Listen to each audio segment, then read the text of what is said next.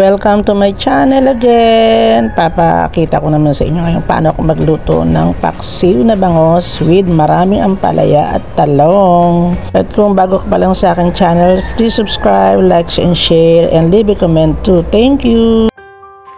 Pinakuluan ko muna yung aking biniling bangos. May kaliskis yan with luya, tsaka konting suka, asin, at konting tubig. So, eto na yung aking paksiw. Nilagyan ko na siya ng talong at para ating pakuluan uli.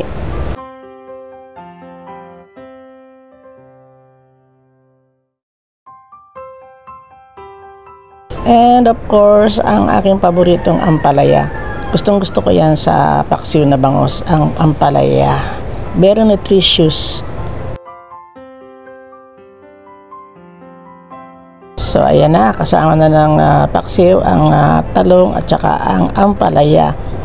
At atin na siyang pakukuluan. Wow, so yummy, ready na, pwede nang iulam. At ito ay pwede kahit 3 araw, hindi masisira. The more na pinaiinit mo ang paksiw na bangos, lalong sumasarap. Bye-bye you!